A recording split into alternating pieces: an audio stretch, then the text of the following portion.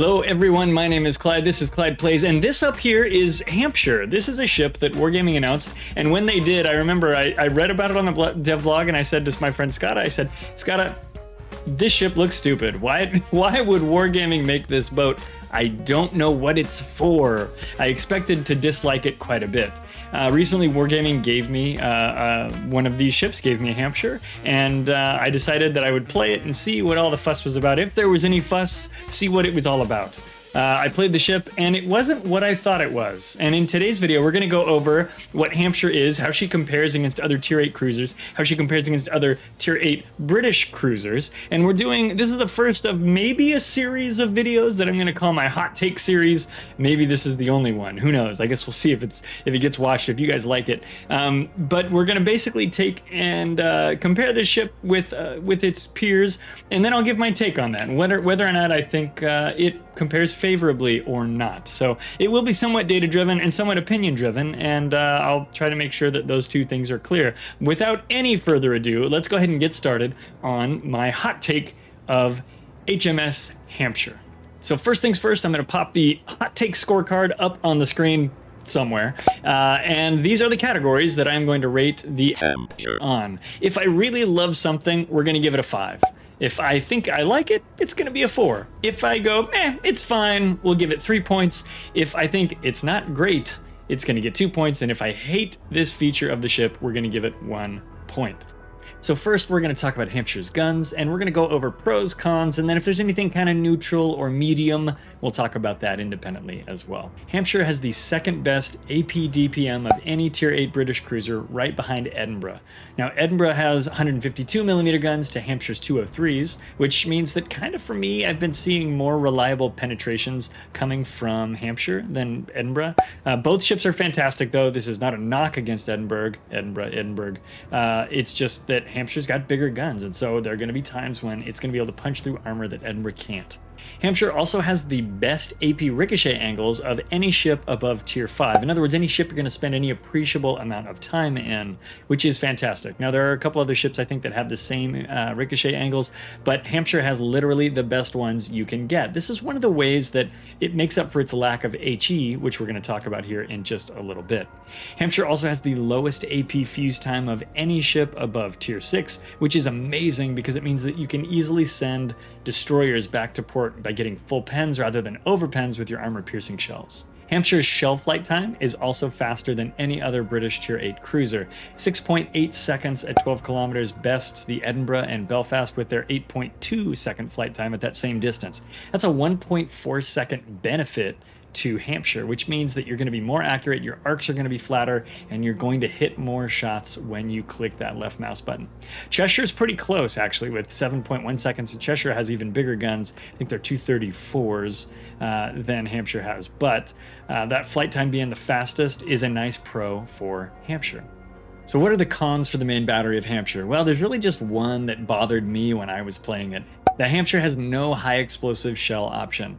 That is how it pays for that short fuse time, those impressive ricochet angles, and the fast shell flight time. Basically, they give up the HE option. Now, this isn't a new concept for British cruisers. The light cruiser Edinburgh has the same thing.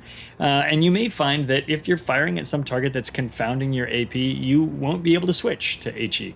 The recipe for this, of course, is that if you're farming a battleship and you just can't get through its turtleback or whatever, you're hitting the wrong parts of the ship, you got to start hitting the right parts of the ship. So, as you learn to get more and more accurate with this ship, and those fast shells will help with this, you'll still be able to get full pens on pretty much any target in the game, but you have to make sure you hit the right part of the ship. Just aiming at the ship somewhere isn't going to do it in all cases.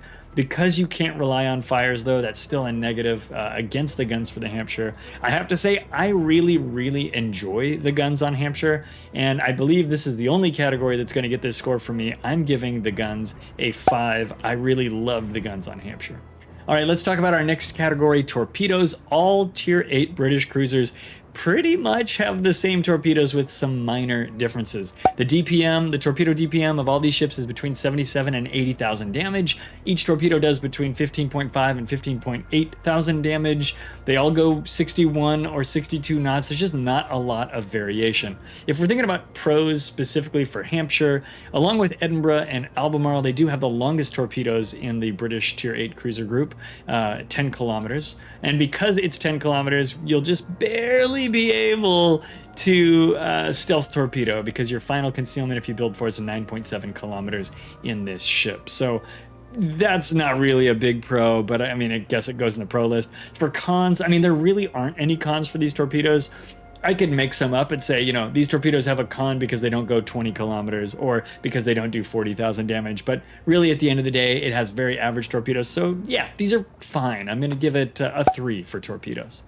All right, our next category is survivability and concealment. I kind of lump these two things together because, in my opinion, concealment is part of survivability. I think some captains might disagree. That's fine. Fight me in the comments below. But of course, be civil and respectful. I'd appreciate it. I love a friendly discussion about World Warships. So this ship's survivability plan really comes down to its gun range, which well, I didn't mention before, but it's 16.8 kilometers, which is really quite good. I should have listed that in the pros for guns as well. And it's also got reasonably low concealment. Like I said earlier, the final concealment distance or detectability distance is 9.7 kilometers, which isn't bad. It's not amazing. It's fine. Coupled together, you can kind of shoot, scoot, and dodge. You can go dark over and over again. And if you want to make it to the end of the match, you're going to have to get pretty comfortable with those skills. That said, it doesn't really have any traditional tools in the survivability camp. There is not any real armor to speak of. There's no hull repair, and your hit points are not particularly high in this category. If I'm talking pros for Hampshire, its concealment is pretty decent for a Tier 8 cruiser. It's 11% worse than the best ship in that category, which is Tone, and it's 27% better than the worst ship at Tier 8, the worst cruiser, that is, at Tier 8, which is Cherbourg. Like I said, it's 9.7 kilometers in my build, which sounds pretty good, but actually it's the second worst among British cruisers. Belfast 43 has the best concealment, if you build for it, of 8.9 kilometers. Still, 9.7 is pretty darn good, and I think you couple this with that 16.8 kilometer gun range and you can get a lot of work done. If you get too close, like I did many times playing this ship, you will find yourself getting destroyed. So you want to be out towards the end of that range if you're going to get some good work done with the Hampshire. Now, cons about survivability. I know we kind of addressed a little bit of this already. She has very poor armor. She's a very British cruiser, and she just doesn't shrug off shells very well. Certainly not broadside, sometimes not even angled.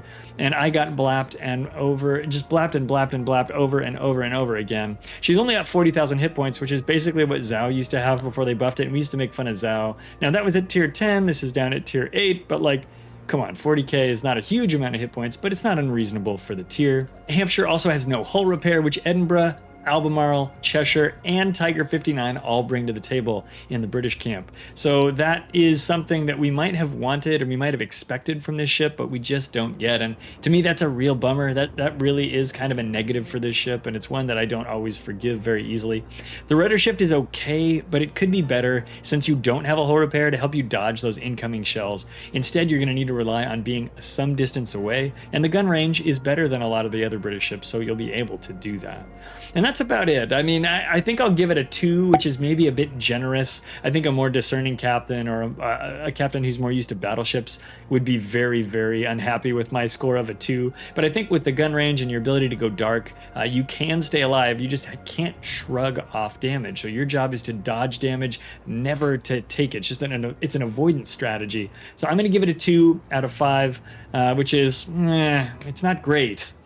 This is the alternative camouflage available for the Hampshire, but now let's talk a little bit about the acoustics of the ship. Pros for the acoustics for Hampshire is that they're pretty good. I mean, they're not world-beating, amazing acoustics, but the ranges are different. 5 kilometer for ships, 3.5 kilometers for torpedoes, and the duration is a workable 100-second space. If you slap a coal acoustics module on the ship like I did, that'll push out your acoustics duration to 132 seconds.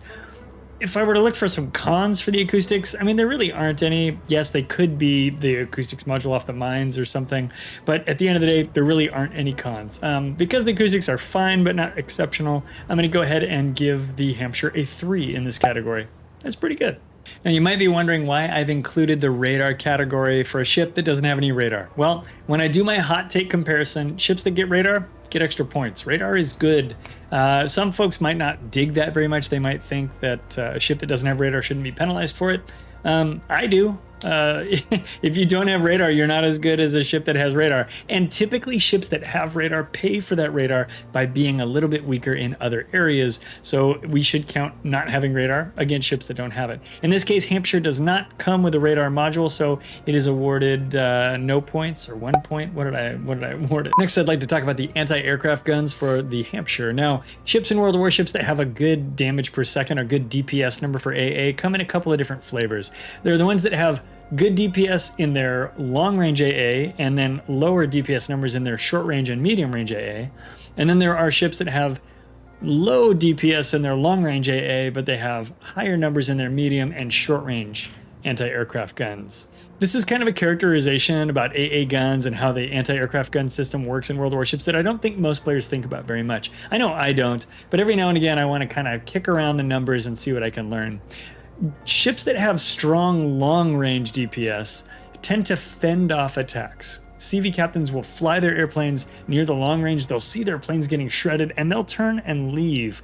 Whereas ships that have stronger AA closer in their short range AA don't really fend off attacks at all. They also can't really share their AA with nearby allies as well. And the only time they get big anti-aircraft damage numbers, big airplane kills, is after the CV has already committed to attacking that ship. When it comes to figuring out which category Hampshire lies in, she lies in the category of ships that has good DPS, but only at short ranges.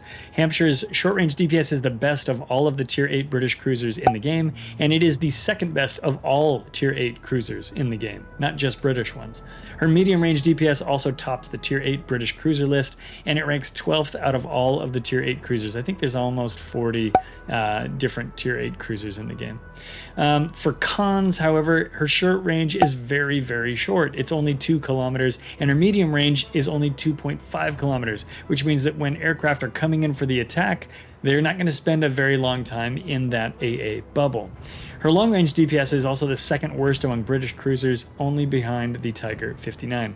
One more pro I should have mentioned before, which she does have a defensive AA consumable, which does seem to do work. Whenever I hit that button, I do notice that I start shooting down airplanes, and that always feels pretty good. So all in all, you know, her AA is relatively average when you compare it against all of the Tier 8 cruisers in World of Warships. So I'm going to rate her a 3 out of 5 for anti-aircraft capability. For the maneuverability category, I'd kind of like to start talking about cons and then move my way into the pros. I think that'll serve the narrative a little bit better for Hampshire. So Hampshire is cursed with the slowest top speed of any Tier 8 British cruiser, 30 knots. In fact, it's actually the slowest top speed of any Tier 8 cruiser in World of Warships. So you would think that Hampshire is like the slowest ship in the game at Tier 8, right? Well, that's kind of not the whole story, because acceleration is not included when we talk about just top speeds. Now, for some reason, Wargaming doesn't really give us all of this data, and we have to go like data mine it somehow. And so what I ended up doing was taking a bunch of Tier 8 cruisers into a training room and then drag racing them, measuring how long it would take them to reach 30 knots in 2-second increments, and I graphed it. And this is the graph. Okay, let me give you a brief tour of the graph. The x-axis, the horizontal axis, is the number of seconds since the ship started accelerating. The y-axis is the speed of the ship at that time. And all of these lines stop when the ships reach 30 knots or a number above 30 knots. What we can see here is something that we've been told a lot, but maybe we've never seen in graph form. The British light cruisers accelerate really fast. Check out Edinburgh, check out Tiger 59, Belfast 43. All 3 of these ships reach 30 knots in about 12 seconds. Hampshire doesn't, but she's faster than Albemarle, right? Albemarle is a British heavy, which is kind of in this group of ships over here that accelerates sort of normally, sort of averagely. It's parked there alongside Otago and Baltimore and Prince Eugen and friends, with Charles Martel being the blue line here in the middle. Hampshire accelerates like a British light, even though it's a British heavy, all the way up to about 23 or 24 knots, and then she tapers off dramatically and takes another 34 seconds to get all the way out to 30 knots. So quick pro-con recap. There's a con that she is the slowest cruiser at tier 8 in World of Warships, but the pro is that her acceleration is actually really, really good, at least up until about 23 to 25 knots. In fact, it matches the acceleration of the fastest cruisers in the game. When you're cruising along at a high clip and you're messing with your rudder though, or if you're trying to speed juke to dodge torpedoes or incoming shells, you are going to find that you lose that first 5 knots, that 30 down to 25 knots, very, very easily. I noticed this in match after match after match when I was playing the Hampshire, and it felt like it took forever to accelerate back up to full speed, and that's because it does, especially if you don't get your fingers off of the rudder. If you're using the rudder, you may never get back to 30 because it takes 34 seconds to go from 24, 25 knots up to 30 knots. That's a long time, and so you don't want to be doing that if you're expecting to use that speed and stuff to avoid those incoming shots.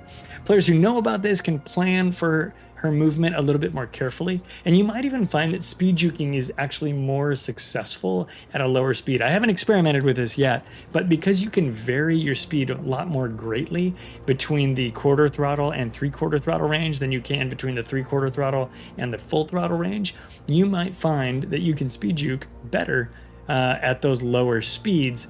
And I think you're probably going to want to keep some distance when you're trying to do that, and the 16.8 kilometer gun range is going to make that actually doable. Overall, I'm going to give Hampshire a 3 for maneuverability. Some people might think that that's a little bit high, and maybe it is, but I actually think that acceleration is something that we can learn to use and use that as a benefit to counter the slow top speed. But I admit that slow top speed is going to be a concern and a factor for some players. So is Hampshire easy to play? Well, I don't really have pros and cons for this section, but I'll tell you kind of what I think. It's pretty easy to get pens on targets large and small, as long as you're hitting the right part of the target. For battleships and heavier cruisers, you're going to want to slap them in the superstructure or on the bow or the stern, and you'll easily get 5 or even 6,000 or even 7,000 damage on those salvos when you do it just right. If you do it just wrong, you will get smaller hits. You might only get a couple thousand damage. You might bounce a few shells. It can happen, but it is not hard to hit targets of any size at any angle. With light cruisers in your sights, you'll even snatch some citadels away from those guys, given the opportunity. But don't forget that they can just as easily return fire and citadel you. You have no armor at all to speak of.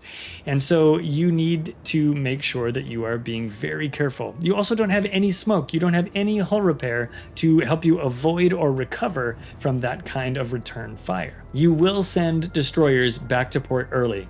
You've got the short fuse AP, which means you're going to get pens, and you've got very fast shells, which means you will not miss. I love destroying destroyers in Hampshire, and it is easy to do. You will be destroyed. You will be suddenly, unceremoniously deleted from full health, and often it might even feel personal. You may begin to wonder if Wargaming wants you to live a sad and lonely existence. You'll get blapped from across the map by some Chad in a Borodino named Battleslapper69, who will immediately go into all chat and type in all caps, "Get wrecked, noob." Like that was worth his time to type, one finger at a time, I assume, and my time to read. You'll go back to port alone, and your friends will finish the battle. They'll tell you, "Hey guy, bud, we got revenge on Battleslapper," but it won't make you feel any better. Oh no. No, you'll be sitting in port waiting for your friends, and you'll know that Battleslapper's mom just brought him a fresh Hot Pocket from the microwave. You know, you're gonna blame a lot of people. Your friend in the destroyer for not spotting for you. Maybe you'll blame your whole team for abandoning a flank and allowing the enemy to come around on the side there, and you'll even blame the Hampshire's lack of armor. You'll blame Bogsy for no reason at all.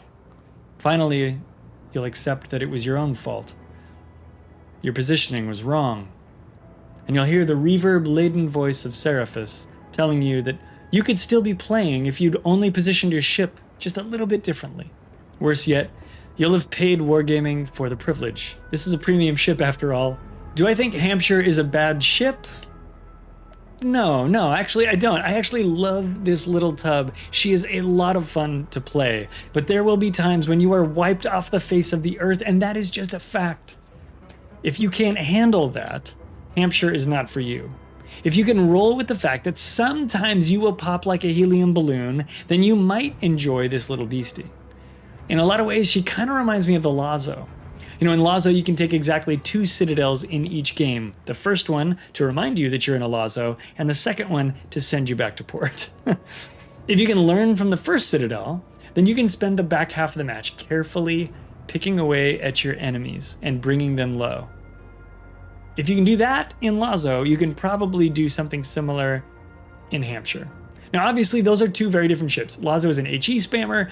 Hampshire uses its patented no-bounce AP to slowly pick away at its targets and remove their hit points 1 salvo at a time.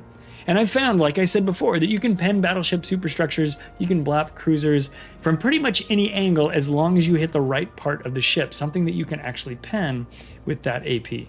Is Hampshire easy to play? I would say no. I'm going to give her a 2 out of 5 for ease of play. I think anybody who's determined to be a good Hampshire captain can do it. I don't think it's beyond the skill level of your average gamer. However, I don't think it's immediately accessible like some more traditional ships. Certainly anything with a heel is going to be a little more survivable than Hampshire. So again, sticking with that 2 out of 5. Is Hampshire a fun ship? Absolutely. I have really enjoyed playing Hampshire more than I thought I would. At the start of the video, I said I thought this ship was going to suck. That's really not what I've discovered. I've had a lot of fun playing the ship. I have been sent back to port. I just gave you a nice little monologue about that. So I'm going to give her a 4 out of 5 for the fun factor. Is Hampshire a competitive ship? Will you see her in clan battles? No, I don't really think she belongs in clan battles. I think a skilled team coordinating could send her to the bottom real quick, and it'd be very frustrating for your team. She's not going to be very recoverable. She doesn't have any smoke. She's only got acoustics. Things like that make her really tough to use in a highly coordinated environment like clan battles or tournament play. I think you could get away with her in ranked battles if you were excited about ranked. I think you can get away with a little bit more tomfoolery in there. The teams are a little less coordinated, so maybe in ranked, but definitely not in anything like clan battles or a tournament, in my opinion. So that's what I think about Hampshire, but what do you guys think? Hit me up in the comments below with your thoughts. I would love to know if you are planning to buy Hampshire or if you're planning to avoid Hampshire, and maybe the reasons why. If you have any questions that I didn't answer in the video, drop them down there as well, and I will try to get back to you and give you an answer. Thank you so much for watching today's video, guys. If you enjoyed what you saw, tell a friend, hit the like button, maybe consider subscribing to the channel if you haven't done it already. It doesn't cost you anything and it helps me grow, which would be great. As always, guys, please take care of each other, be cool, be nice, and we will see you in the next battle. Take it easy, captains. Bye.